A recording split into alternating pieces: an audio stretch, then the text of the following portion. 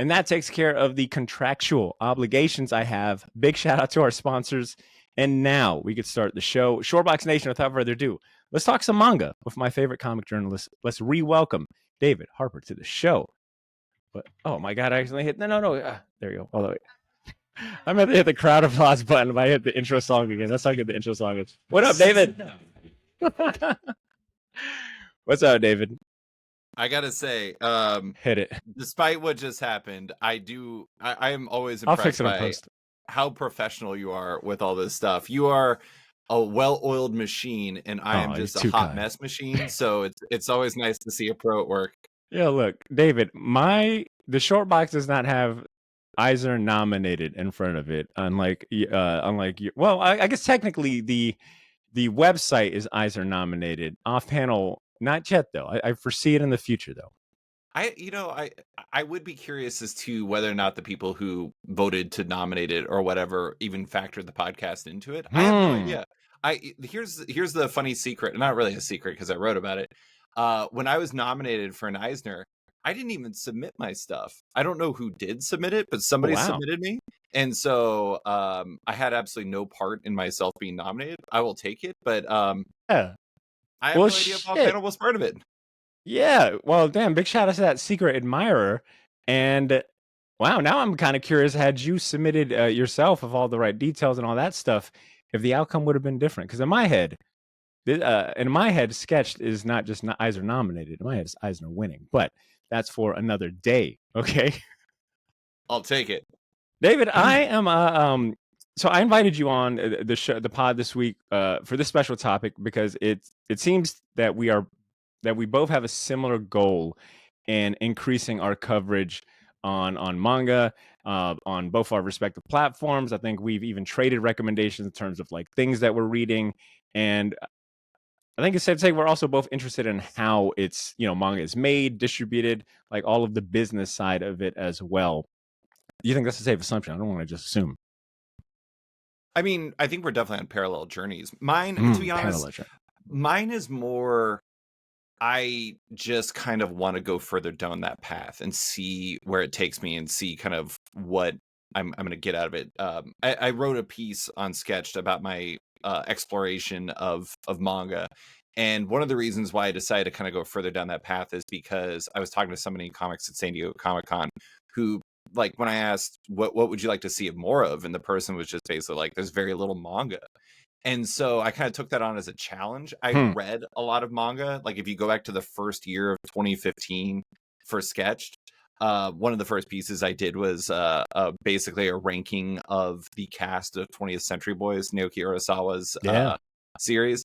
And so, I've dabbled for years, but I've never really kind of dove into it. And so mine has mostly just been about like, what does this have to offer and what have I been missing and like what's good out here? And it turns out when you have like decades and decades of options to pick from, you got a lot of really great stuff waiting for you, as I'm sure you've discovered as well. Oh yeah, I actually read that article that you're referencing, and I'll have that linked in the show notes for any listeners. And I mean, I was like, hell yeah, more manga coverage on Sketched. I'm absolutely here for it. And it got me, I don't know, it just got me thinking about my relationship with, and for the record, I feel like anytime I say manga, I'm just like a try-hard, and I want to just say manga. Is there any right way to say it? Do I come off as I think it is manga.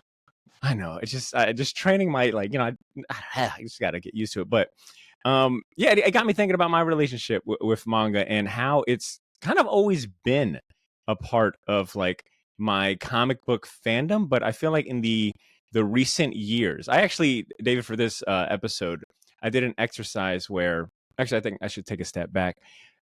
I realized I've read a lot of manga in digital form. So, and the benefit to that is, and I've been, I don't know, I feel like I've kind of increased my just like reading comics period in a more digital format just because of space, costs, and things like that. But the benefit I think with reading digital is that I also take a lot of screenshots of like pages that like are either really cool or speak out to me. So my iPad is like a great kind of time capsule of all the different things I've read. So today I did the exercise of like, let me see if I can find all. well, one of the questions I had for you is like, what have you been reading? What has like really stood out? So it got me thinking like, well, what have I been reading these last couple of years? So I went through my photo library on my iPad looking for all of, and it was easy to identify because it's all black and white. So I just looked for the very stark contrasting difference. And I think it's safe to say since like 2019, I've really ramped up like how much manga I consume. I think prior to that, it was always something like you said, I kind of dabbled in. If there was a strong recommendation from a friend, I would check it out. But since 2019, it feels like it's really kind of like taken my, just like interest by storm. And I think a little bit of that is that it's it's like I won't say it's new, but there's so much I don't know. As someone that's like been doing this podcast that is interviewing creators and learning so much about like how American comics or Western comics are made, I realize that it's such a big blind spot for me in terms of like, well how is it done in Japan, and what's the distribution like and the marketing and things like that. I guess like, is that similar for you? Are you like approaching it with any particular goal in mind, or like I guess in terms of like what you know about the business, how does that compare? Um, well, I mean, the tricky thing with manga is the fact that there's like two layers to it, right? Where it's all produced in Japan, Hmm. or I mean, I guess technically, there is like some distinctions in terms of regionality when it comes to like manga and like other forms, other similar forms. But it's all produced in Japan, and so what we actually get, so like I just had a piece where I edited or I Interviewed. interviewed um Viz Media editor Holly Fisher, and we talked about Keigo Shinzo's work, the mangaka behind Hiriazumi and Tokyo Alien Bros, which are two of my favorites. And it's interesting to kind of get her perspective on it, because you realize that what they're really doing is adapting something that already exists into English, rather than like doing kind of the work we expect from a typical editor. They never talk to the creators. They never they don't edit the work itself. They're just trying to manifest it in English in the most reflective way possible. And so it's interesting because like it's such a big world, and to like really dig into the actual roots of it, you would have to go and engage with like the Japan side of manga to like dig into it. So for me, it's mostly this is like, to start with, my whole thing is like I just want to engage with as a fan, because like one of the things that's really cool about it is, and maybe you feel like this too, it simultaneously feels very familiar because it's just comics. Manga's comics, that's all it is. But it also feels fresh because it's like this entire world I haven't really dove into in a Same. significant way. And so the weird combination of familiar yet completely fresh is really exciting for me as a reader. Yeah, well said. Yeah, I think that definitely resonates with me as well. Where it's like, well, this isn't something completely out my wheelhouse. It's just like a different like flavor that I'm Yeah. getting to enjoy and like learn a bunch of new things. Like the similarities and differences, which we'll get into later on, are really fascinating. And speaking about that piece that you referenced, your interview with the Viz editor, I read that last night, and if anything, it made me realize that the role of an editor is highly, I think, I want to say underappreciated, but I think it's oh my god, it's I think it's underrated, especially when you consider like an editor in her role that is, working to not only like translate the Japanese text to English, but also having to like bridge the gap culturally between, like the nuances and intricacies of like, Japanese language to finding an English equivalent. I thought was really fascinating. It's much more than just, doing an A to A, conversion. It's like, adding some nuance and, I want to say steering the story, but like making it palpable to English readers. So a solid piece, I guess, is where I'm getting at on that. Well, I mean, it's also, you used the word flavor earlier. It's like, changing, it's not changing the flavor, it's like making the flavor palatable to a different mm, audience so we yeah, understand those references. And it is really interesting to like think about like the subtle differences there. Can I bring up one thing you brought up earlier though? yeah, please. You talked about your iPad and how you can go through and actually figure out what you read. One of the funny things is when I go through my iPad, I can actually see exactly when I did oral histories, because Oh, wow. when I'm going through it, like doing an oral history and I'm rereading everything, you can just see like hundreds of screenshots of like things from Marvel Unlimited, for example, where it's like Yeah, a yeah. moment from Secret Wars or a moment from this or a moment Yeah. from that. And it is kind of funny how our iPads in some ways have become, at least for you and I, like An historical document. a historical document. Exactly. For It's like sure. our personal history of our relationship with comics in some ways. Yeah, and I'll be honest. Whenever I sometimes dread doing my end of year list or making a best of year list because if I haven't read it digital, then it's really hard for me to forget. And that's you know what I'm saying. So that's the benefit of going digital is that like I don't have to think that hard about what I read in January. There's probably a screenshot somewhere there. Um, Yeah. but David, I guess I wanted to. I guess where do I want to start? I feel like I've got a pretty good outline, but it's a little all over the place. I guess here's what I'll start. Uh, I feel like in recent years, it almost, depending, I guess, on what space you're in, whether that be social media wise or maybe certain circles, it almost feels like manga has always been, not always, but it feels like especially that it's been pitted against US comics, Western comics, that manga is here to eat our lunch, or they are eating our lunch, depending on, who you hear it from. They're eating our lunch, Marvel and DC are doomed, anime is killing it, and things like that. As someone that has worked in the comic journalism space for, I mean, you said you had you're celebrating 10 years of the podcast, so at least 10 years. I guess, when did you first become aware of that conversation? Like, when did manga become, a talking point about the end of comics? Like, can you, I don't know, trace You mean, a point? do you mean like when did they become adversarial? Yes. Yeah. Yeah. So I mean, it really depends. I mean, like there's probably as long as like the two art forms have existed and like people had access to them, there have been some. You know how it is. It's like sports where it's like the Yankees and the Mets or like the I don't know. Our teams are playing tonight in the NBA, Miami Heat and Indiana Pacers. There used to be a beef there where like Damn right. Yeah. the fans didn't like each other and the teams didn't like each other and yada yada yada. And so there's by nature, there's always going to be some sort of adversarial nature between them. I mean, you can really trace America's relationship with manga back to like there was a manga boom in the early 2000s when Hmm. translation started really coming through. That was like kind of the first big one, then it kind of fell off. And then like the really big boom that we're still in kind of started around like 2019, 2020. And that was when it went from like popular to like outrageously popular when people started doing those social media posts where it's like, look, this is the section of Yes. manga in Barnes That's and yeah. Noble, That's what and I'm getting here's at. the sad basic one bookshelf for graphic novels that should be embarrassed for itself. And here's the thing is like I understand that the desire to be adversarial. I mean, I deliberately brought up the fact that our teams have been rivals in the past in the NBA, but like I don't know, for me, I always find the idea that comics and manga are adversarial is to be silly. It's just really Agreed. silly to me because they're all comics. If you can read one, you can read the other. It's just one you have to go right to left, and the other one you have to go left to right. It's not rocket science.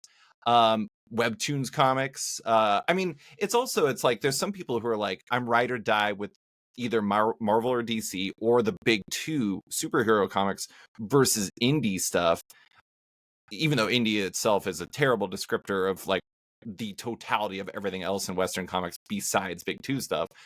And or like single issue comics versus graphic novels. These are not adversarial products, they're complementary products. And not to completely derail your question, but like I would say that the adversarial nature has existed as long as there's been fans of both, and the entire time it's been silly. Well said. So to sum it up, to the perfect summation, human nature. Got it. Human nature to always pit each other against each Human other. nature loves a beef. Ain't that the truth? Man, thinking about that meme you're talking about, with the full or the empty bookshelf of manga versus like American comics. A few months ago, I took my nephews to go see the new Sonic movie. I think it was like Sonic 3. And Mhm. we stopped into the Books a Million that was attached to the theater. And my nephew, the oldest one, I believe he is in like the sixth grade, maybe seventh. No, definitely like sixth, seventh grade. The other one is like still in elementary school, and uh, I purposely like walked them to, well, not purposely. They had to walk to the comic book section because they were with me. But the comic book section is right by the manga section. And I was so blown away by just how well they knew the oldest one, like all of these different mangas and how much he had read. I mean, I started just pointing at some, like, what about this one? And he's like, oh, yeah, that one's pretty good. It's got an anime. This one's pretty good. So I think there is something to be said that the younger generation maybe leans maybe to, I mean, I don't have any stats to back it up, but just this anecdote right here. But compared to like what he was familiar with on like the Western comics, your Marvel DCs, he just had no interest. And in a way, I was like, wow, I think I might have failed him as an uncle. I don't think so. I mean, I don't think you failed him as an uncle as much as, I mean, I'm trying to think of a way to phrase this in a way that isn't insulting. It starts a beef in the way that I would say that I don't like, but I think that manga is smarter about how, like, all the manga publishers are really smart about how they roll this stuff out and how they build audiences. And I think that Western comics are pretty bad at it. And I think a big part of I mean, like, to some degree, you could be like, oh, it's like they have better PR team. But at the same time, it's like, oh, here's a good question. Do you watch anime? I was actually going to ask you that. Are you part of the manga to anime pipeline? And I can say no. I've watched anime. I mean, I to kind of like, not to derail your question, but to go back to what you were saying about that 2000s boom of like translation really, ramping it up, and we were getting so much, manga coming from, not just manga but anime from Japan coming. I feel like that was kind of the inception of my, curiosity and love of the art form. Was like the Shonen Jumps that we were getting, the Cartoon Network and things like that. So, but I just don't seek out anime myself, and much less, I don't really have that much time to like, invest in a long form series. And I've always find that I would rather read the manga because I could just read it faster than sitting through like, a 2 hour block of episodes. Oh yeah. I mean, the other thing too is like my wife has watched all of Bleach and she loves Bleach, even though she also kind of hates Bleach. I don't know how familiar with Bleach you are, but she has watched that entire series. And the funny thing is because of the way that would be rolled out, they would often have portions of the previous episode in the new episode. And so every time you would watch an episode, it was always like a bit of the previous episode and and so she found that terribly infuriating, but it was kind of the nature of like what of like trying to make sure that these episodes make sense to like newer audiences. But the reason why I bring up anime is because in how it relates to your your family in that way is that, like, I think the superpower of this past boom and the superpower of why it's so easy to get into anime is, like, you think about Fantastic Four First Steps coming out in July, right? Hmm. If you say, oh, you should read this so you can get prepared for it, Yeah. what the hell would you even recommend to somebody? It's just like nothing makes any sense whatsoever. Meanwhile, it's like if you watch, let's say, all of Spy Family that is out right now on Crunchyroll, when you're done, if you want to keep engaging with that story, you can just buy the manga volumes and it will literally continue the story exactly as is, because the manga or the anime is an adaptation of the manga in a direct way that adaptations of Western comics almost never Yeah. are. And that makes it so easy on, your nephew, was it? Yeah. My nephew, Your nephew, my wife, anybody who wants to do that, it is the perfect gateway into reading manga. And that's like the funny thing is like you would think that it would go manga to anime, but instead a lot of the readership was created anime to manga. And so if there's any reason why like manga is eating Western comics lunch, it's because they make it so much easier on people who have developed a cursory interest because of adaptations. I like what you said about the, manga seemingly. I mean, you joke, but it was a joke. But manga seems to have a better PR team. I recently read an article about how some of the biggest manga publishers are investing heavily into AI to Mm. translate a lot of the work in multiple languages. And I mean, they're investing like millions into like the software that was developed at the University of Tokyo to like make sure that they can increase their global reach with manga. And I found that really interesting, and it made me think like, well, could you, if you were living in, I don't know, Brazil, like could you go out and buy the latest issue of Spider-Man when it hits shelf? Or maybe, and I think the answer is no, but could you even buy it like, a month out? Like how far out? And are any of these Western publishers even thinking about like translating their comic books in multiple languages, not just like Spanish or maybe some of the more common popular ones or large ones, but like to that granular level? It feels like manga publishers are really good at thinking about like global, like at a Yeah. global level. I mean, you think that America has gotten manga crazy. You should see France. France is like, Yeah, yeah. oh, it's nuclear there. Hmm. I do want to say really quick, Yeah. given the conversation I had with Holly Fisher from Viz about the art of editing and translating manga, oh my God, the AI thing is going to be an Yeah. absolute nightmare. But I will say, yeah, I mean, that is the foreign licensing for American comics is like a lengthy process, and getting it translated into other languages is not some. I mean, a lot of them get translated into French, and a Hmm. lot of them get translated into like other languages, but it's a process that isn't typically as quick as it is for like manga. And I also think, I mean, that's, you have a worldwide audience that's like fervent and desperate for more of this stuff, and it is interesting how that works. But I think a lot of it really, I mean, I don't know where you want to go with this, but I think like here's one thing I think is really interesting.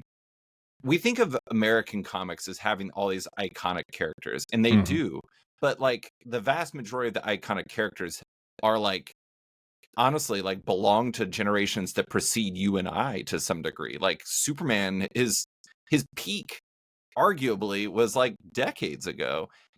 Batman is still is forever popular, but at the same time, like he's been popular since the 1930s and 40s. And when you look at like, you look at the manga that's really popular and the anime that's really popular, and the stuff that your nephew probably was pointing to, it's like you look at My Hero Academia, and there's all these characters that people are just like, these characters are awesome. They look cool. You look at Jujutsu Kaisen, you look Yeah. at like I don't know, One Piece. Like if you go to any Comic Con in the world, you're gonna see like a million Luffys because Luffy looks cool. And like that's why, I mean, like, I don't know if you've ever talked to him, but like James Tynion is like learned a lot from manga in specific in regards to character, because he realizes how valuable cool character designs Yeah. are to making people connect with stories. And that's like a huge superpower for manga.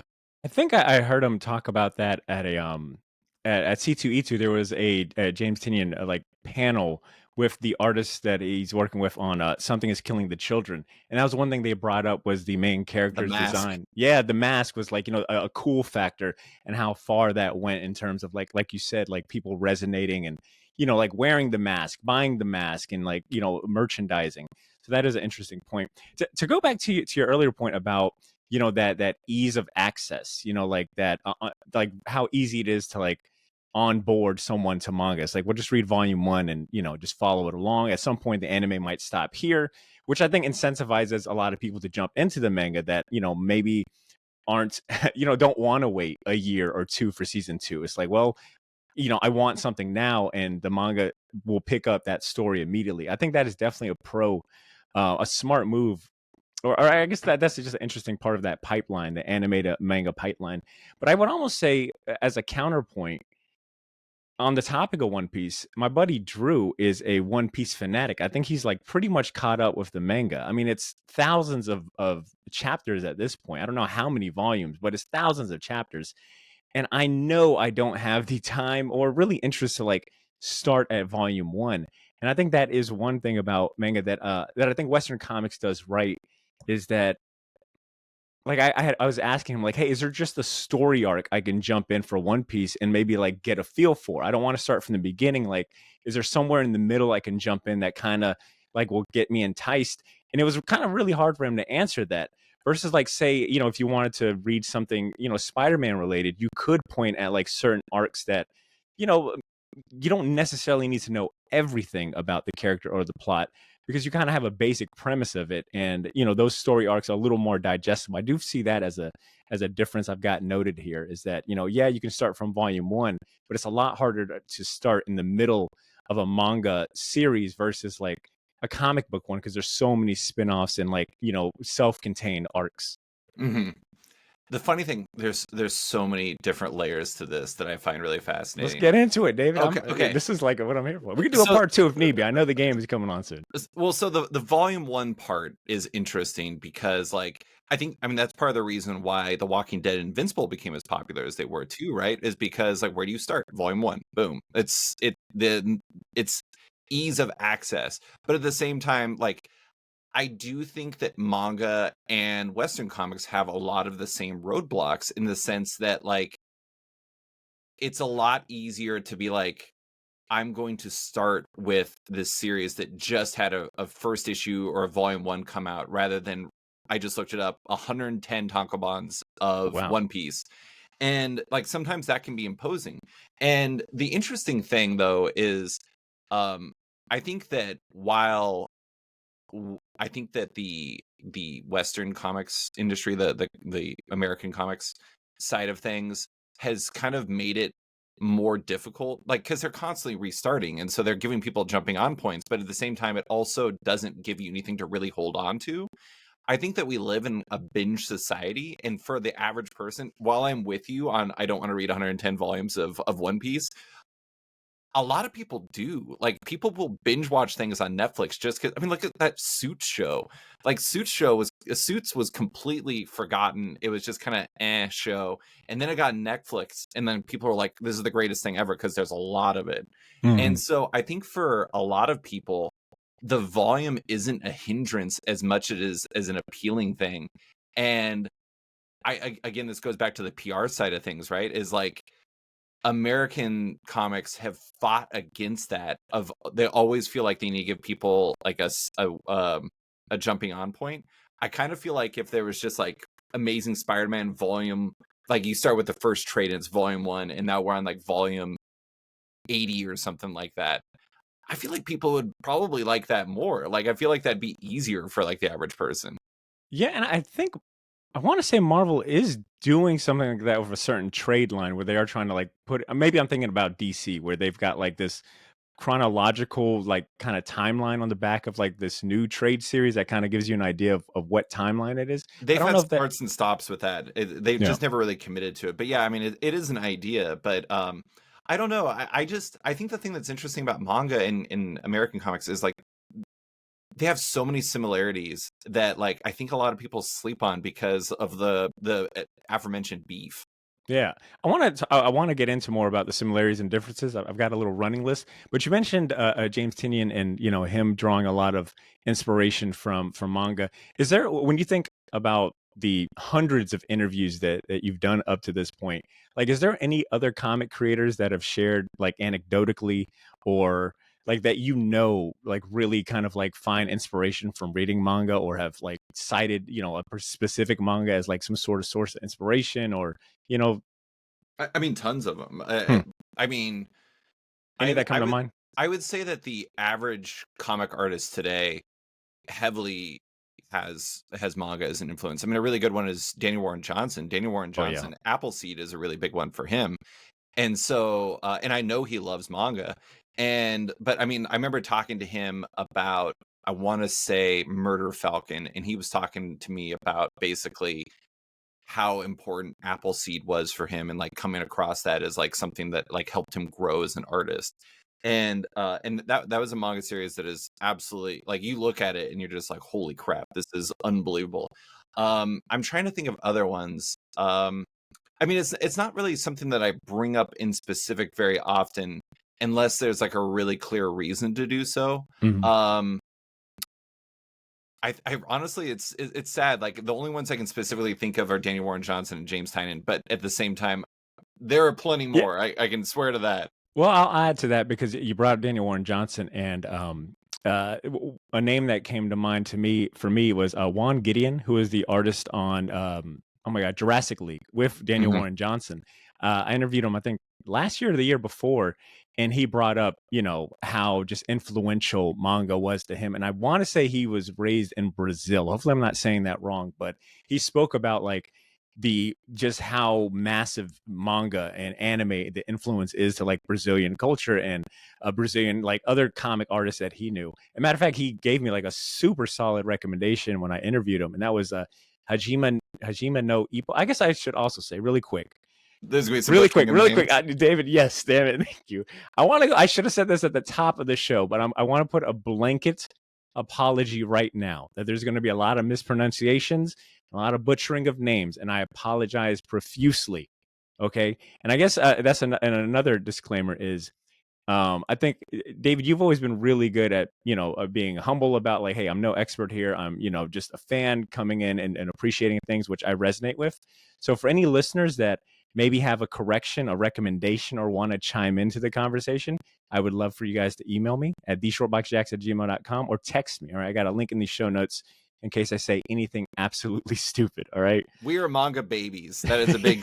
We are like newly born to this world. We are no Debeoki. We are no Christopher Woodrow Butcher. We are no David Brothers. This is not Yeah, well manga said. splaining. This is being manga splained. Exactly. But yeah, he had recommended to me Hajime no Ippo, which is like a famous boxing manga.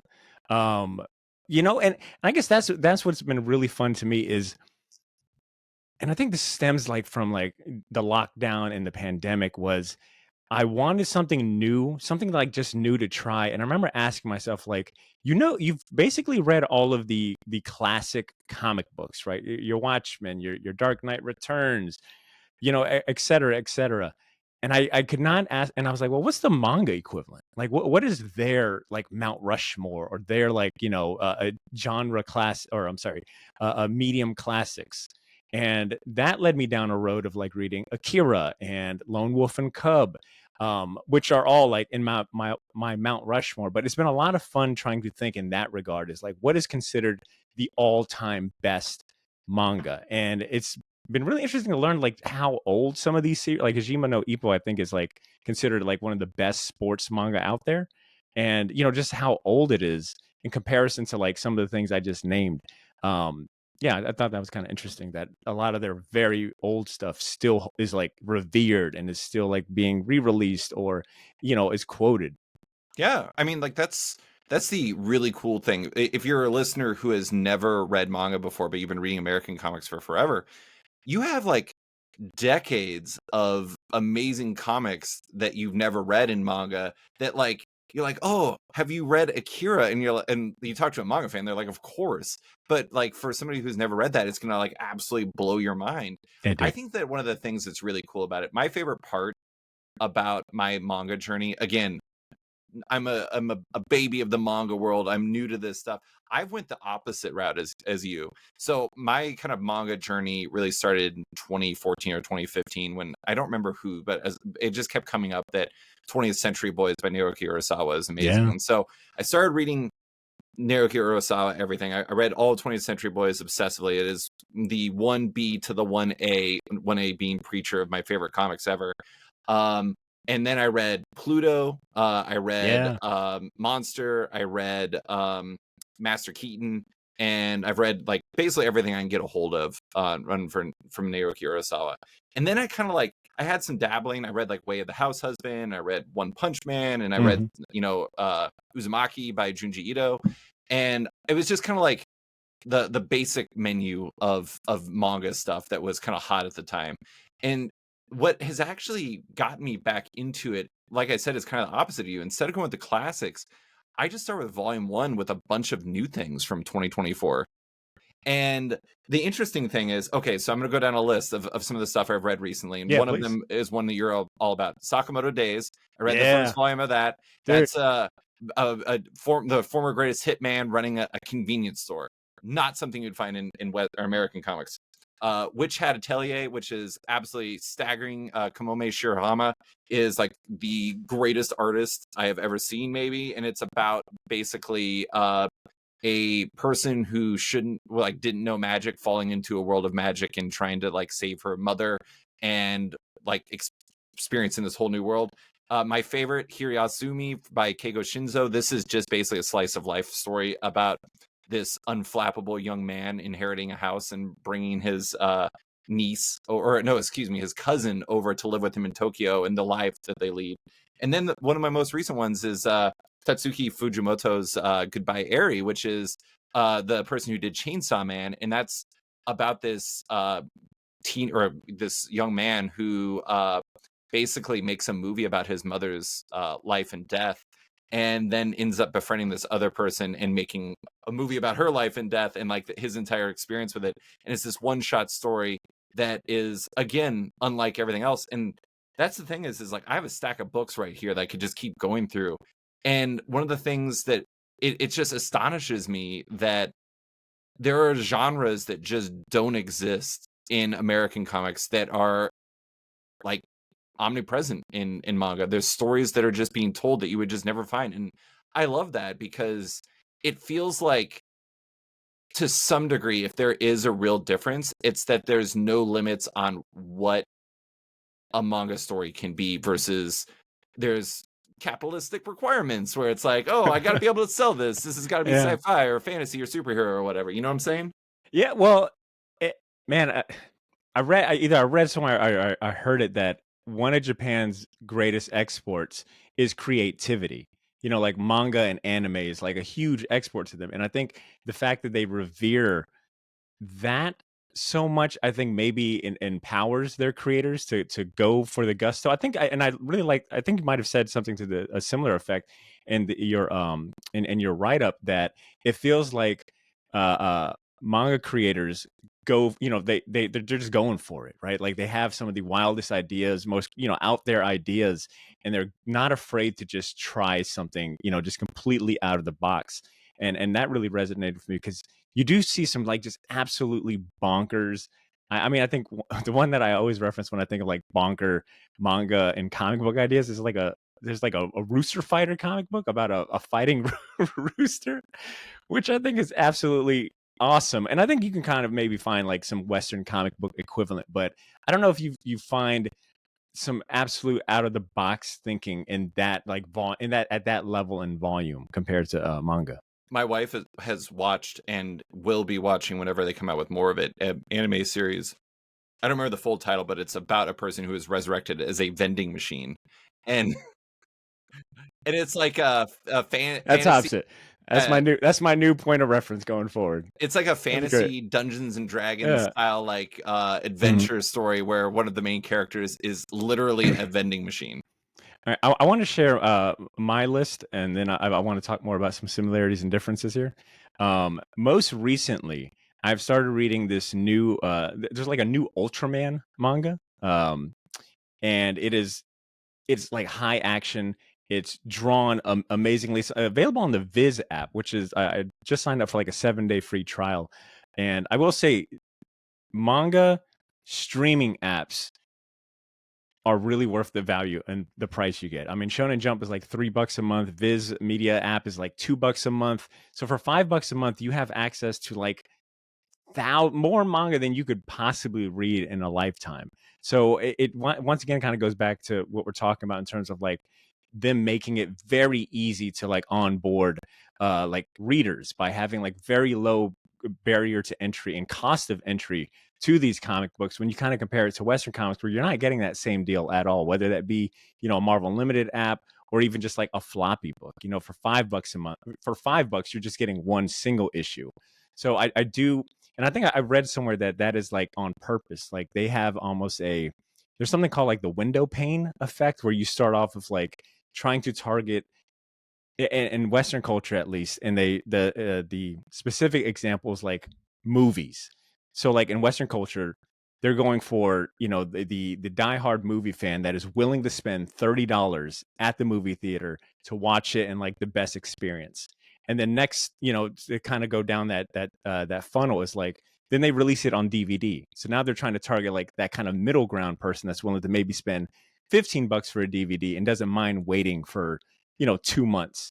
And then, you know, then they're trying to target the free person, the guy that doesn't want to pay anything, is willing to watch it on TV with ads, and maybe 2 years later. It's almost reversed when you look at like the manga business, where they're starting with, they're producing anthology comic books that have 20 stories printed on super cheap paper, no color at all. It's, whatever, 10, maybe $15.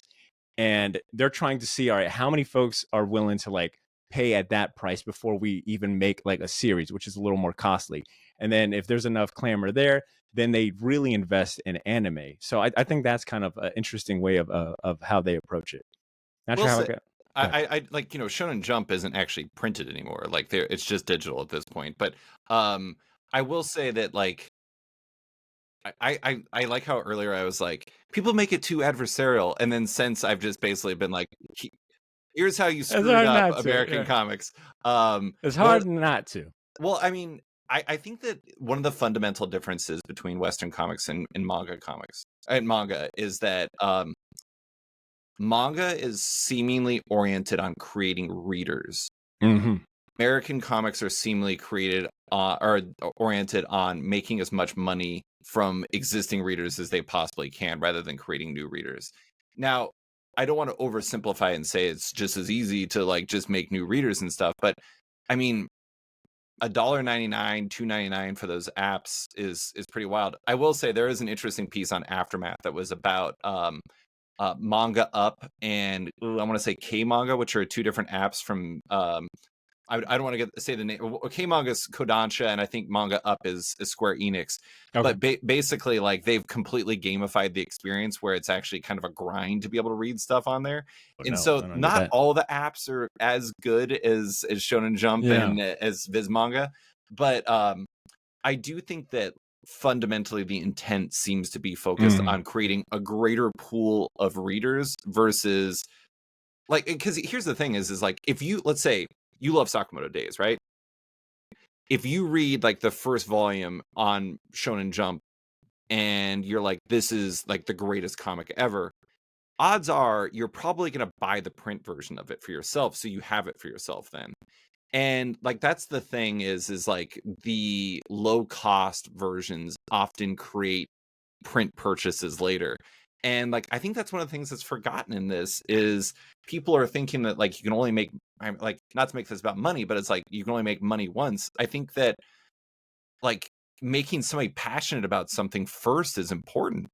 Yeah, and I think keeping that, and I think it's a genius move to keep it so low Yeah. at the very first, right? Like you're kind of getting a taste, and they go off of like popularity. Like if people are clamoring for this one story in among 20 of them, then we clearly need to go ahead and start producing like dedicated tankobons and volumes. Right, right. Um, damn, you said something, I just forgot it. Uh, okay. You know what? On the topic of Shonen Jump and anthologies, I know we're bouncing around. I still got my list to share, but do you think Jonathan?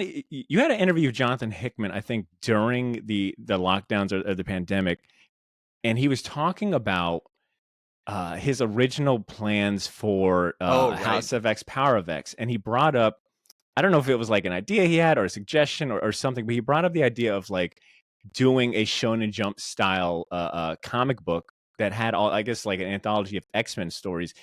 Do you think that do you think that would work? I guess if like a Marvel or DC decided to do a more, combine their weekly kind of titles into an anthology series that was printed on, cheap paper, or maybe, I guess would a Shonen Jump for American comics, do you think that would work?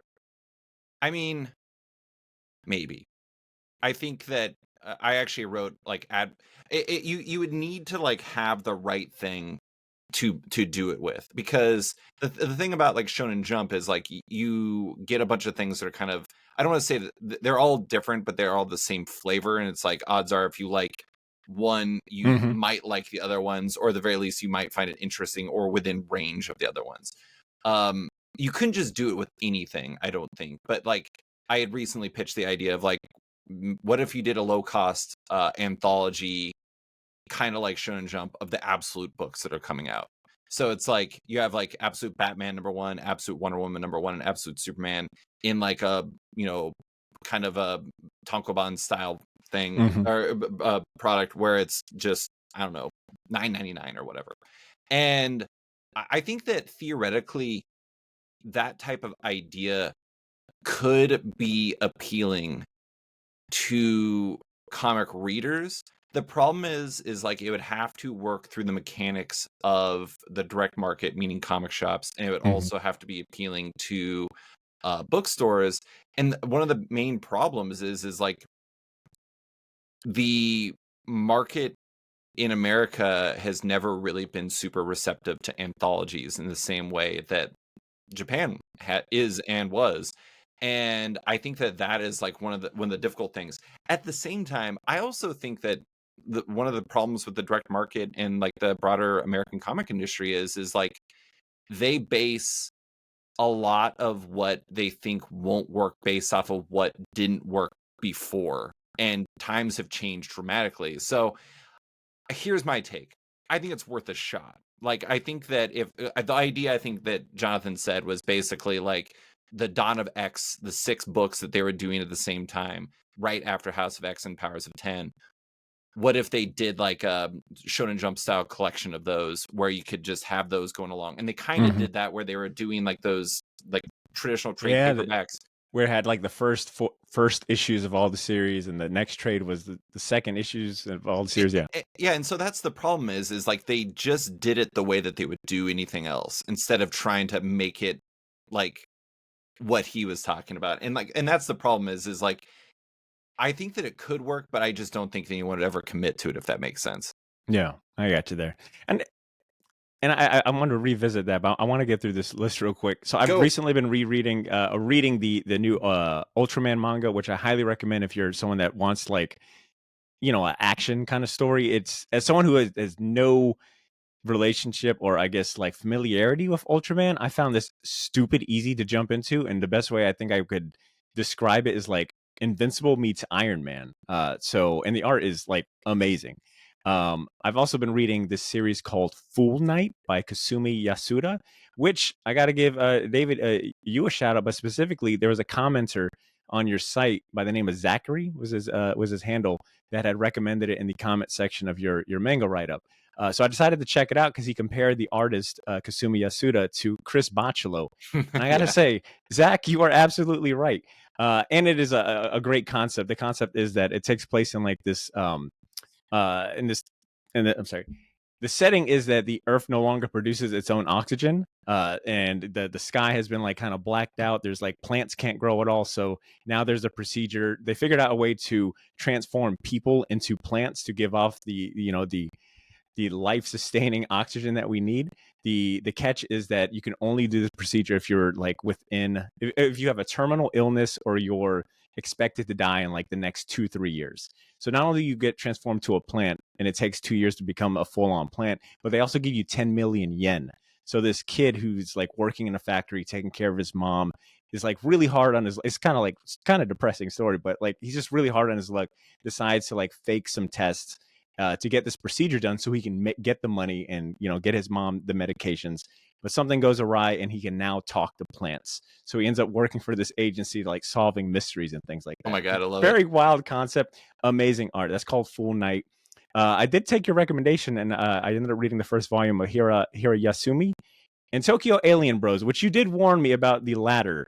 Tokyo Alien Bros has a pretty wild scene between a brother walking in on his other brother that left me fucking speechless. David, I think I don't. You didn't spoil it for me. I think you were like, "Hey man, Tokyo Alien Bros is a little out there. There's one scene in particular."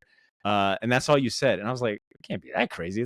I've read plenty As of soon as manga. you got to that scene, you knew what I was talking about, didn't you? I was tempted to message you. But I was like, I'll wait till I see him. But yeah, manga's fucking wild sometimes, people. But Kigo, is it Kigo Shinzo? Keigo Shinzo, yeah. Keigo Shinzo, the creator of both those.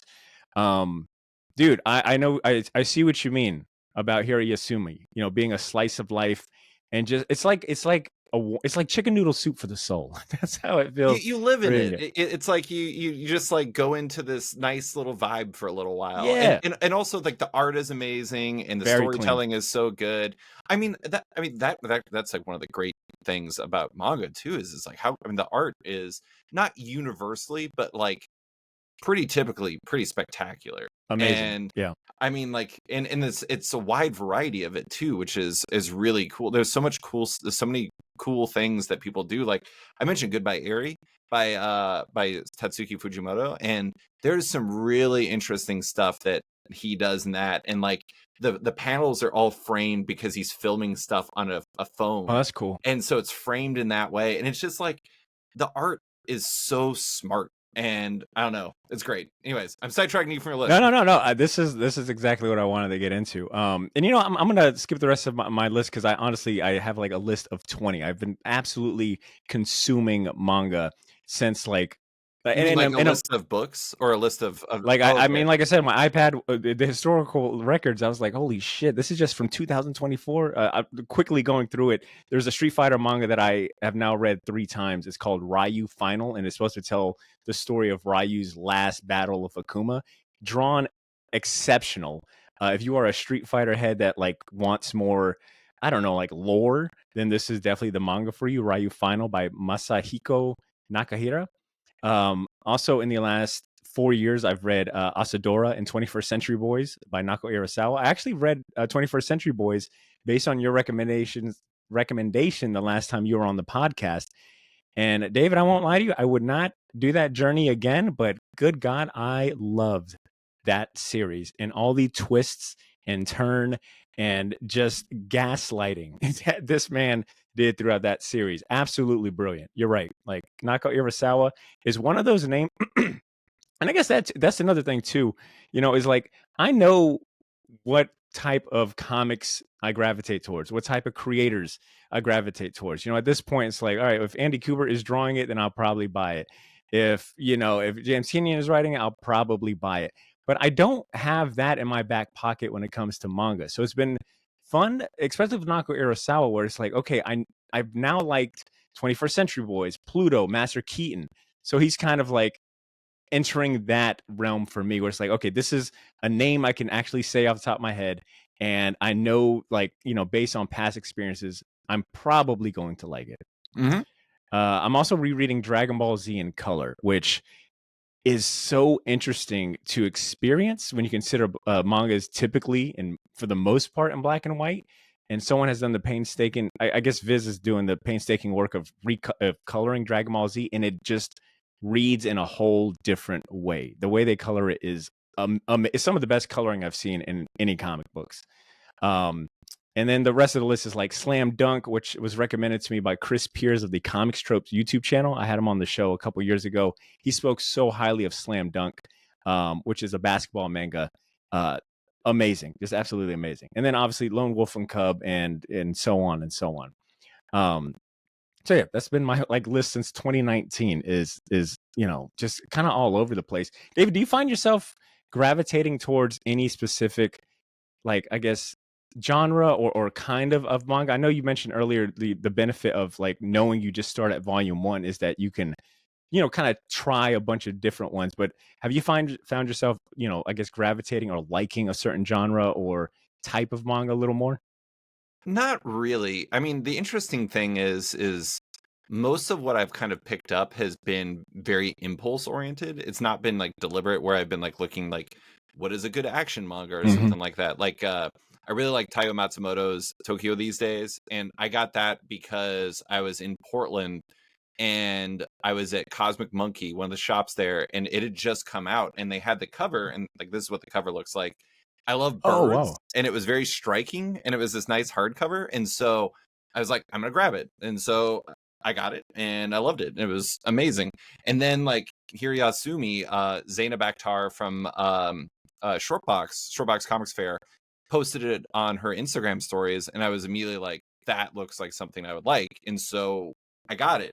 And so I think a lot of it for me is it's weird, like I with the American comics, I'm very high information, right? Like I Mm-hmm. know what's coming before it's Yeah. coming, and I'm part of it, and yada yada yada. With this, I'm just with manga, I'm just like, if it looks like something that's up my alley, I'm gonna check it out and hope for the best. And if it doesn't work out, so what? And if it does Yeah. work out, I'm buying volume 2. You know, and that was a note I had is that I guess personally speaking, I can quickly tell if I'm going to like a series, and all it really does take is like a volume one. I think the way they structure their Tonko bonds, I think just kind of spitballing. I think they're like 100 pages, 130 pages. I feel like that is a perfect amount of commitment to figure out if I like a series. A lot of times I can just tell by like halfway in if I'm going to enjoy the series or not. But having knowing that it's just volume one and you just kind of taste test that, and it's like if this is something I like, then I'm gonna go through with the rest of it. Like you said, I think is definitely is a big appealing is makes a manga like very appealing. Just kind of like how easy you can dip in and out and like try a different things. I will say, I read something last night that actually I would agree with that until last night. I read Mashley. Have you read this yet? Mm-mm. It's Mashley Magic and Muscles. I may be mispronouncing that. Hijime Komoto. It's basically like Harry Potter, except for if the wizard kid that goes to the big university actually has no, or the school has no skills in magic at all, and but instead is just insanely strong because he's worked out for his entire life because his surrogate father told him he needs to exercise so he can like offset the fact that he's not magical in a purely magical world. And when I first started reading it, I was like, I don't know about this one. I had actually bought it for my wife a few years ago because former employee of Big Bang Comics, JP Jordan, who is my manga master, Oh yeah. told me about that and recommended that, and which had Atelier and Sakamoto Days as things to buy for my wife, as things that she might future enjoy on Crunchyroll. And I actually just read through the stuff that I got for her myself, and I was about like one or two chapters in, and I was like, I don't know if I really like this. And by the end, I was like laughing hysterically. And so it's interesting, like how I do think you're right. If you read an entire tankobon and it doesn't speak to you, odds are you're probably not going to come around. But even in the process of that, because if you think about it, like the first couple chapters have to be set up, Hmm. and the further you go along, like this one had 8 chapters in it, by the time you got to like 6, 7, 8, it had everything set up and it just got to like the absurd gags. And I loved it by the end. I was like literally laughing my ass off in bed. So That sounds awesome. Yeah, I guess when I go, I think that there's a bias when I approach like a new, like Western comic series or something from Marvel, Image, or DC. It's like I've read enough of this of comic books to know what I like. Go into it with a bias, and sometimes even being able to kind of maybe see like where they're going with it. Like, okay, you this know is the one of those rhythms. stories. Yeah. So going into manga, I feel like I have not found like I'm going into it and I don't have those same biases. I can't and we're talking about how sometimes these things, these stories take left turns, how out of the box sometimes they are, and the premises are kind of wild. And I really kind of relish in that because I can't call, the rhythms or those beats because sometimes they can just take such crazy left turns that now I'm like really hooked into it. I find that is a little more common with manga, and I don't know if that's obviously it's just me kind of getting my repetition in and seeing what I like, but I find myself experiencing that a lot more with manga. Yeah. I do think the one thing that kind of stands out to me a little bit is there are some, like there's a formula to some of them. Like Sure, especially like the main weekly kind of Shonen Jump titles. yeah, like Way of the House Husband's a good example of that, where it's like it has its concept and it's always Hmm. going to play within that concept. I even think Sakamoto Days to some degree is that, where it's Sure, just like sure. it's mixing the fantastical with the domestic in a Hmm. very specific way, or not the fantastical, it's like the crime with the domestic. And those ones you can see the seams in it a little bit more than you can in other ones. That doesn't mean they're bad, that just means that they're a kind of a slightly different species almost Yeah. to me. David, is there any Western comic that currently, you know, that currently gives you a manga feel or a Knights. vibe? Like which ones? Knights by Wyatt Kennedy and Luigi Formisano. It's an Image Comics series. Actually, it was just announced as being turned into an animated series by Oh, cool. Titmouse, and it is an awesome comic. But it's like It definitely, I mean, Wyatt admitted on the podcast that, like, a really big influence for him was, like, the Funimation era of, like, Oh, Cartoon wow. Cool, Network, cool, where it cool. was, Yeah. like, that's, like, the early 2000s stuff we were talking about, Mhm. where it's, like, manga was or anime was kinda coming over, and so it kinda has that vibe to it, and, it's more like fantastical slice of life than it is, like, a lot of traditional American comics, and it's great. I Hmm. really love it. I'll check that out. I recently read the Absolute Batman Noir edition, Yeah. and that gave me such like, aside from it being Dragata is a great example of somebody whose yeah, aside manga's from great. it being, like, literally black and white like manga, there was something about just the panel composition, I think the something about the action, the way it was, like, choreographed.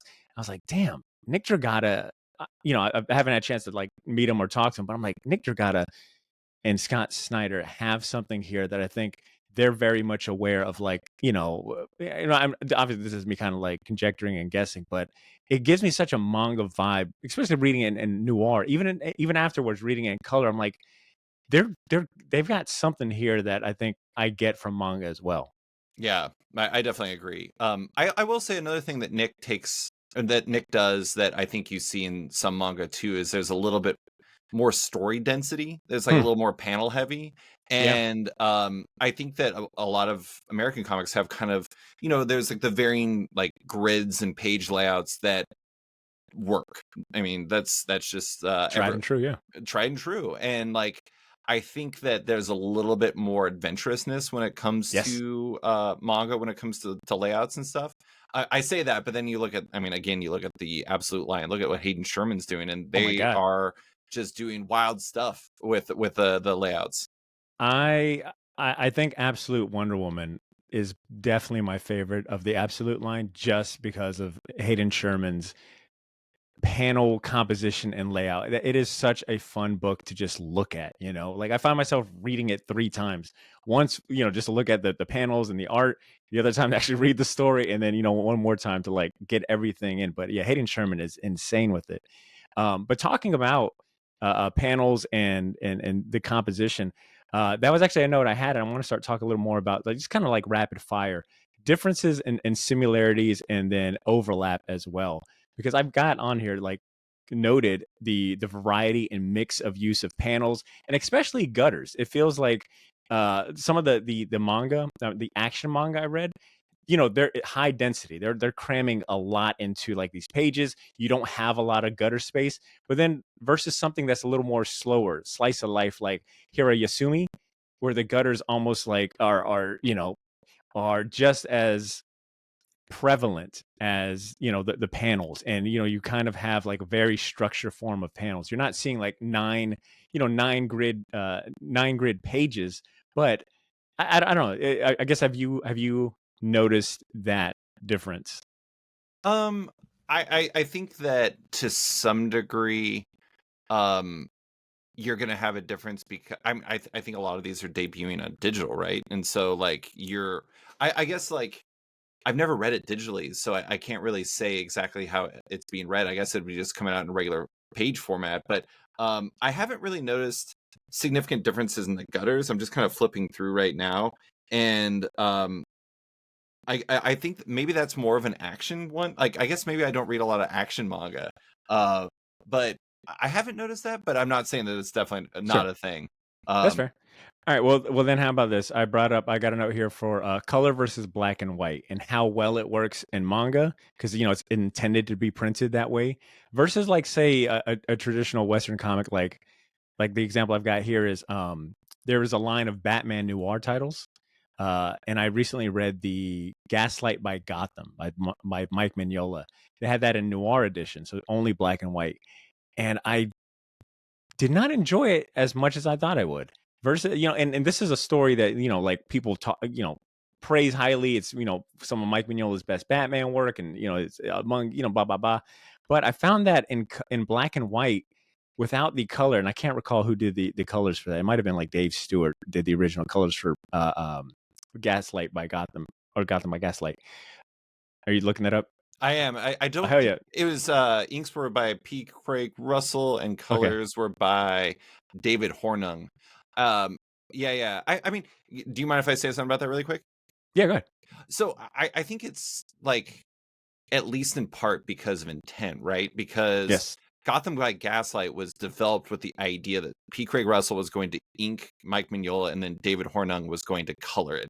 And so like when you go in knowing it's going to be colored, Mhm. it's it's not it's not that the art is completely unfinished because Mike did his part and P. Craig Russell did his part and yada yada yada, but it was not what it was meant to be.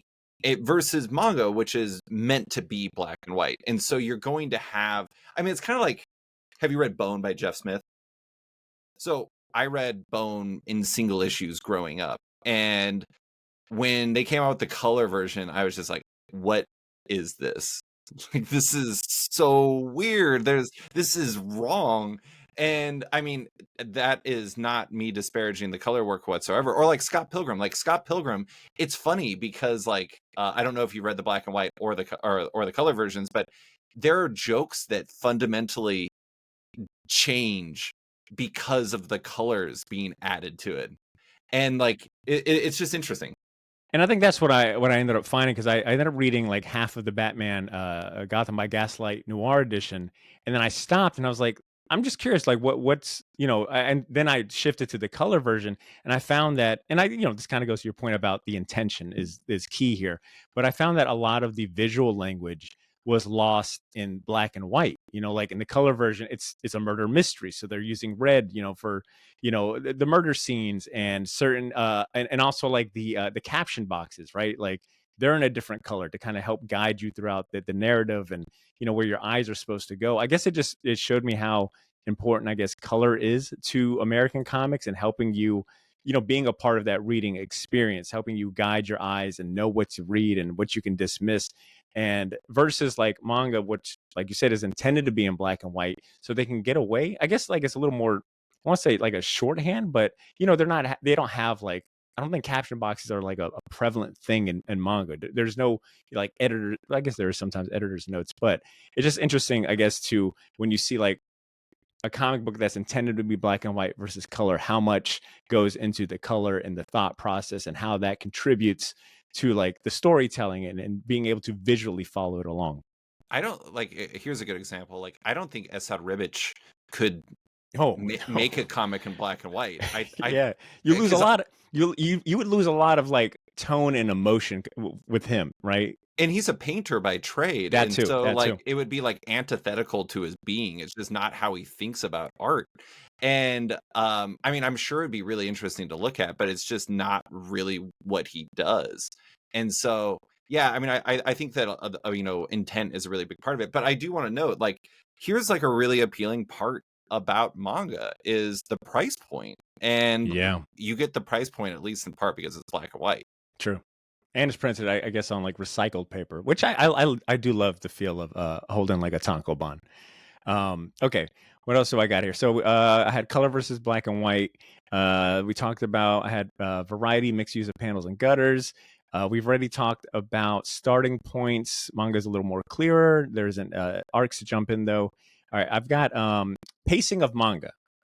Since they are telling a linear story that has a jumping on, a start point, and most of them are working towards an end point.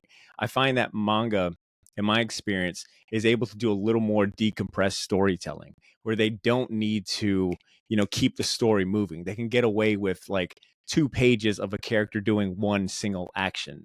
I'm not saying like just talking heads, but it's a little more, I think, decompressed and a slower pace of storytelling versus like a series from, like the big two that has to like, and I think what you said earlier is applicable here, where they are clearly trying to like, they're trying to sell this book versus like garner like a readership. So they're bringing in the splash page. They want you to feel like you're getting your money's worth. So here's an action shot, a splash page. We're keeping the story moving. Pick up the next issue. Versus manga, I feel like because they know they've got such a wider a runway, they can do a little more slower, decompressed storytelling, and it doesn't feel like jarring or out of pocket. I think part of that also comes down to like the wants and desires of readers too, right? Because it's like, did you ever read the webtoon series Wayne Family Adventures about Batman's family? Just briefly, but I am familiar with it. Yeah. Yeah, I mean, like, that's completely different. It's like I think the second story was about, like, the Bat family coming back from a night of fighting crime, and, like, they fight over getting one of, uh, Alfred's famous cookies, and, like, that was the whole thing, and, like, if you publish that as a single issue comic in Batman, like, the current run of Batman, Yeah. fans would poop their pants, and it's just because that's not what they want, desire, and or expect. But you can do that in Webtoon because that's what readers on Webtoon want, desire, and expect. Versus also manga where they have different wants, desires, and expectations. And so I think that the pacing, at least in part, is built from the fact that the expectation of what manga has to be is slightly different.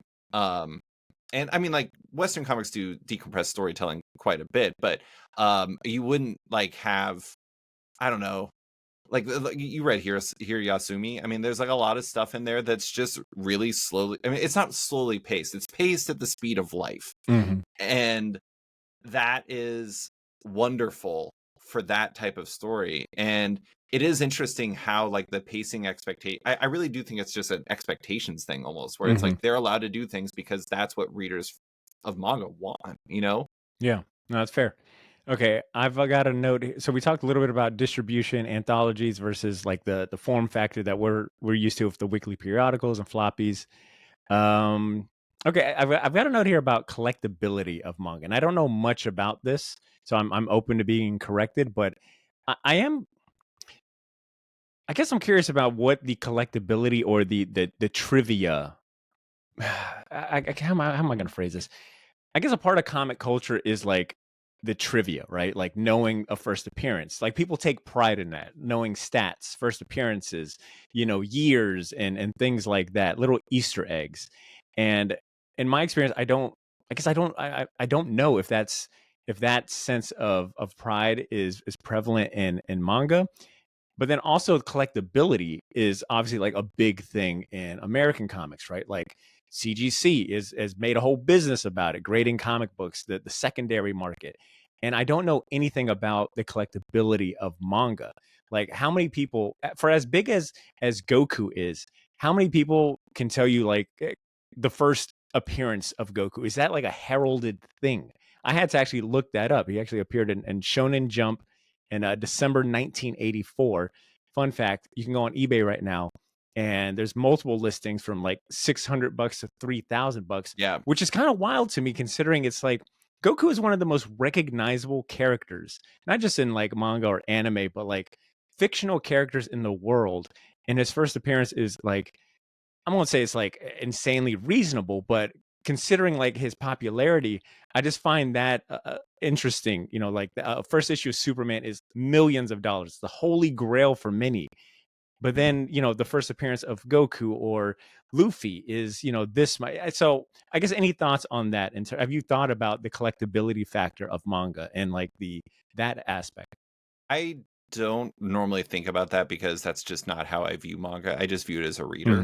Hmm. I do know you can grade manga, which is Yeah, hilarious. I've seen that too. Yeah. I also know that like I think a lot of times manga collectability is less about like getting first appearances and stuff, or than it is just being able to say that you have this, where it's like sometimes there's things that are just out of print that you just can't get anymore. And if you're just like, I got this, and people are like, oh my God, this person's elite, this person's got the Yeah. juice. Um, and I do think that that is a key difference. I do wonder how much the first appearance of Goku, I wonder how many were printed of that Shonen Jump. Because like at that point, Shonen Jump was like, I think the circulation was pretty high. And so like I wonder how much of that is like, Superman, it's like that was made in like what 1939, and then not many of those copies have survived over the years in any great shape. But I just don't really look at manga in that sort of way. It is kind of fascinating, where that is like a kind of core divide. I think Hmm. that the first appearance thing, a lot of that just kind of comes from the fact that it goes back to the volume one thing, right? It's like most of them just appeared for the first time in their first volume or whatever Shonen Jump or whatever, like anthology they were in. And that's just not like it's not really useful trivia, if that makes sense. Mhm. I don't know. How do you view it? I'm interested. I'm interested if there is the secondary market in manga is as popular or as thriving as say like Western comics, and more so the why. I mean, I think this is a very nuanced question that I would be curious to hear someone smarter talk about this. And for all I know, in Japan right now, there is someone that is like has all the first appearances, or it is a big market. But I don't think that has translated, or I don't think it's like a big I don't think Western comic readers are seeking those out. And I think that is just I don't know, I guess maybe because I want the first appearance. I want to be able to say I own the first appearance of Goku. So this is why I kind of added that. But I don't hear a lot of like manga fans talk about the collectability or that. And it might go back to what you were saying, where I think manga it just kind of caters to breeding a readership, where it's about the story, reading the story and, talking about the story and recommending it and things like that. And collectability and resell is just maybe secondary or even third at this point. One of the funny things, when I read Tokyo These Days by Taiyo Matsumoto, is that the main character is an editor, a former editor at that point, but becomes his own independent editor of manga. And at one point in the story, he is selling off his own personal collection of manga, and he has somebody come over to kind of like assess it and see what the value is. Oh wow. And like the person is just like, you got some super rare stuff in here. Like this is like crazy rare. And it was interesting because like that was kind of my first like insight into um that. I mean, like that does imply through his own work that there is a collector market to it. It's just something that's kind of like literally foreign to me. Yeah. I know that like I guess like original art for manga is also one of those like Oh, very I'm kind sure of it's crazy. well, that's the thing. I if I'm just going off, anecdotally, it's not something you could find on eBay. I don't think I've had any luck finding it on other websites like your Heritage Auctions or any of these like auction house or art stores. I don't know if that's a thing as popular compared to like I can, what the cover, the original cover art for Absolute Batman #1 sold, from Felix Comic Art. They sold it for a couple thousand. I don't know if It was a little bit more than a couple thousand. oh, it was. Okay. Well, yeah, I guess like a couple hundreds of thousands. But I don't think that original art is collected or even outside of like the creators sold or made public like that. I think it's like a very rare thing when the original manga art is even displayed at art shows or things like that. So once again, another like kind of I don't know. I guess I'm really curious about the collectability factor of manga, and especially when it comes to original art. Like, what happens to that original art? Who has, all these pages of One Piece? Is it, with the collector or the creator, or is it with these publishing companies? I'll find out more later.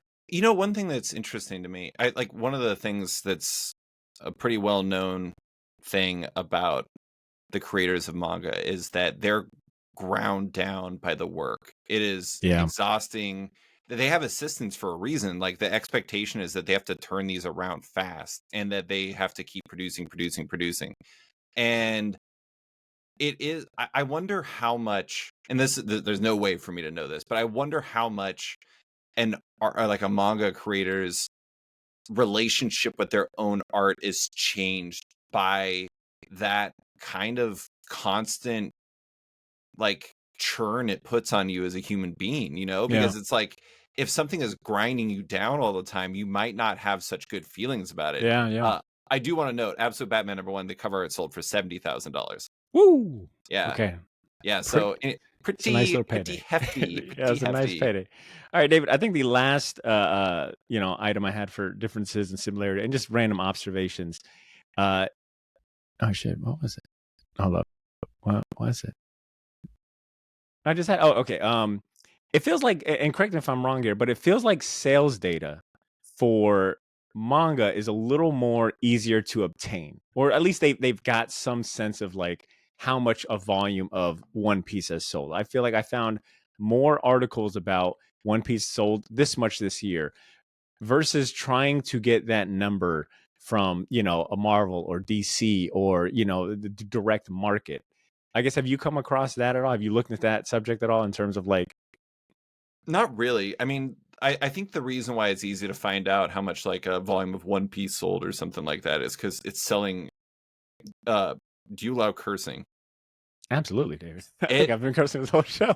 it sold a shitload, and so Yeah, it like did. people are going to talk about it because Yeah. it's like it sold a lot, and but I mean, how much did the first volume of Hiriasumi sell? I mean, I'm not that's one of my Mhm. favorites, but I'm not trying to downplay it. But it's like, Sure. is that a giant seller? I don't know because like I don't know if the information for like the 360th best selling manga series is as available as the number one. You know what I'm Sure. saying? Yeah, yeah, yeah. And so, I mean, uh, comic sales were available for a long time, but then the distribution market changed and the pandemic hit, and all this stuff like that, and it's made it real weird. And I think that all of them are kind of opaque in ways that are both good and bad. Um, I think honestly, I've been thinking about this a lot lately, and I've been meaning to write something about it. I think we care too much about sales. And that's not me saying you're asking a bad question. I just think that sometimes people put too much they conflate something selling well with it being good, or its box office being a high so it's good, or if its box office is bad it's bad, you know what I'm saying? And I honestly like a lot of people who are like comics journalists, like, you know, they do not like the fact that the data is not out there anymore. And I used to be kind of obsessed with it, but kind of having the break from it has made me realize that I think it actually like would harm my relationship with comics, and it would make in ways that I can't even really like speak to. But Yeah. I just like I don't know. I'm kind of happy not knowing Botter. That's fair. And I definitely co-sign that sales does not equate, quality. If, Right. a million sold book, could still disappoint you, based on your own likes. But I seem to recall, or at least it's something that Heidi McDonald said. I think it might have been on either your show or an interview I've seen her on, but she brought up how I guess you brought up like the benefit of having sales chart and like kind of like being able to brag a little bit, having like injecting some braggadociousness into like comic books, and sales, like having like and competition too, right? Like if one publisher is looking at another one and they're selling this much, it might I guess that's a double-edged sword, though, because I mean, now you're just you could easily just be chasing the number. But I do agree that there is, a sense of pride that comes from, and that a sense of competition that could arise from having more readily available like sales chart and knowing like what is topping and being able to hang your hat on that just from a creator perspective too. I think it's But interesting. but here's the funny thing is like DC knows how much Absolute Batman #1 sold. If they want to talk about it, they can. Having sales charts does not remove the availability for publishers and creators to crow about how much their comics sold. Um, it allows what it disallows people from doing is from other people being able to talk about it.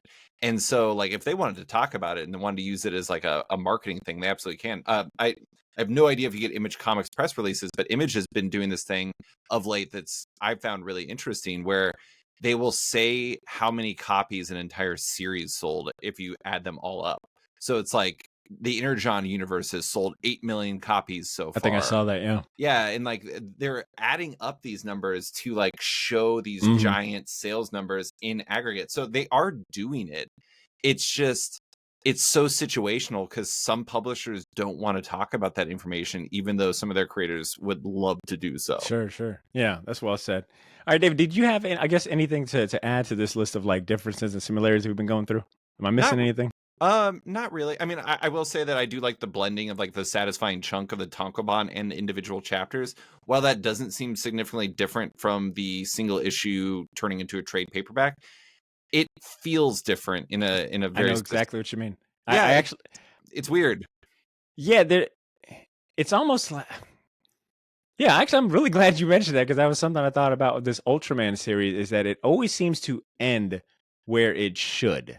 Right. And Yeah. I can't contextualize why. It's just a feeling that they maximize the page count And I don't know if it's because, you know, they're telling a linear story that is working towards a potential end, and they just know what beats to hit by the end. But I agree, there is something very, especially like reading Shonen Jump, where they split, you know, you're only reading it by the chapters. You're not reading like, they don't, I think they offer, you could like download or buy a tankobon and you won't have to read it in chapters. But I do like that aspect, because the way the chapters end always leave me wanting more. You know, it ends like in such a perfect moment where either I can back off and say, okay, that's enough reading for today. It's 1:30 in the morning, time to go to bed. Or I'm motivated to continue reading. Yeah. One other thing I do want to note is I think that the format / shape is extremely important to the overall. Like, I mean, there's a reason why Form DC factor. Compact Comics Dude, became a big deal. say it. Yeah, preach it. Yeah, I mean, like, that's one thing that they should learn from. I do think it's really funny that Marvel saw the success of DC Compact Comics and saw the success of manga. Like, we're gonna make it more expensive and slightly larger. Dude, I'm like, yeah, I know, come I on, know. guys, what are I we doing know. here? It was like, it's right there. Literally, the formula is right there. Just copy paste, copy paste. DC Compact Comics has, I think, was like among my favorite things from last year. I was buying, if I saw them out in the wild, it's kind of like, well, why not? It's $10. I've got $10, you know, and like, why wouldn't I want? And they're reprinting like classics, you know, like, so the incentive is there, and I'm so happy to see them like continue that line. And now they're digging into like, you know, I want to say like totally obscure things, but you know, they're like printing, you know, We Three, in DC Compact form. They're printing, I think, like some Sandman stuff in DC Compact form. Not anymore. Oh, oh man. Oh, Neil. But yeah, DC Compact. Yeah, to your point, I think the form factor of manga goes a long way too. Just being able to, like, it doesn't take up that much space. You know, you can put it in a bag or a backpack and, you know, put it away, read it, and put it away. It's not like a giant omnibus that takes a lot of real estate. Yes, I'm glad that you slandered omnibuses so I don't have to, because they're the devil. But no, I mean, if there's something I can say in summation, yeah. it's that manga or comics and quality or sales does not equal quality, and they both have their advantages, they both have their disadvantages, but fundamentally, if you can read one, you can read the other, and reading more comics is rarely a bad thing. Damn right. Beautifully said. I'm going to co-sign that. Ladies and gents, this is the Short Box Podcast, and we just finished talking to David Harper about his journey into manga and the things he's learned about the manga industry. If you want more, I'll have links to some awesome long-form articles and an interview he did with the Viz Media editor. That'll be in the show notes. Check those out. I also have links to follow David on social media. Go give him a follow. David, any parting words or shameless plugs before we wrap up? What do you got planned for? You mentioned Off Panel is about to hit its 10-year anniversary. You got anything And planned for that? 500th episode. Whoo! I'm over here proud of my 451. I'm trying to catch up to you. What do you got planned in the future? I mean, 451 is still amazing. The fact that like anybody has been doing it for this long is crazy. Truth. Sometimes I'm Cheers, shocked I made it to 50, let alone 500. Truth. So I do want to say one other thing is one final reminder that neither of us are experts. We're baby people about manga, sure. so I hope you enjoyed us chatting. I will have a disclaimer in the show notes too. So what do I have coming up? Next, I'm recording an episode tomorrow with Klaus Janson, longtime artist and inker, and doing a career-spanning conversation. Got Daniel Warren Johnson coming up. Have Katie Pride from Books with Pictures. I have, like I said, the 500th episode coming up at, let's say 11 weeks, and I'm still trying to book my guest, and who knows if we're going to get the person I want to get, but anyone who's listened to the podcast would probably be able to guess who it is. Oh my God. I've got an idea. I'll talk to you. It's Jim Lee. Damn right. I literally was just watching, they put out like a Hush 2 trailer. Oh yeah. And David, I mean, obviously because we were recording today, and I was like, man, they're doing promo for this Hush 2. I bet you this might be David's year. So hell yeah, David. I look forward to it. No. I'm not. It hasn't been set yet. Well, I hope. I wish the best. All right. I'm saying it into. I'm manifesting it for you. All right. I've been shooting that shot for so long, Botter. I mean, God. I got a lot of gray hair now, and when I started shooting that shot, I didn't have gray hair. But look, all that matters is that you just got to make it once. That's it. Yeah. All right. Yeah. Damn right. Anyways, who else I got coming up? James Tynion and Michael Walsh are coming on to talk about Exquisite Corpses. I'm actually gonna have an entire week of that on my site where I talk about their rollout and all kinds of other Oh, stuff. cool. So yeah, I don't know. I mean, here's one of the funny things about my show, and this might surprise you, is like I do not plan out far in advance at all. Same. Yeah. I'm usually I think I've gotten better at that. I've got like the next month plan, but come April it'll be a mad dash to try to like fill content and get people booked and stuff. Same way. Yeah. I mean, I think it's sometimes better to be Nimble, nimble. Exactly. It's like I have the opportunity to like plan out further, but if something really interesting comes up where I'm like, I have to talk about that, I want to have that flexibility in my back pocket. Yeah. Anyways, but yes, and you can find me on the internet doing internet things. There we That's go. where I'm at. There we go. All right, and really quick, I do want to add to what David said. If you have any recommendations or corrections, if I said anything wrong, or you want to chime into the conversation, would love to hear your thoughts. Either write me a short email at theseshortbikesjacks@gmail.com, or you can now text me directly. There's a link in the show notes to send some fan mail via text. So I would love to hear your thoughts on this episode, your manga journey, which you're reading, and everything. All right. And with that being said, David, you've been fantastic. You've been great. And hope to have you back on soon. And if I don't talk to you before the big 500, dude, congratulations, man. You're one of the Thank best. you. I really appreciate it.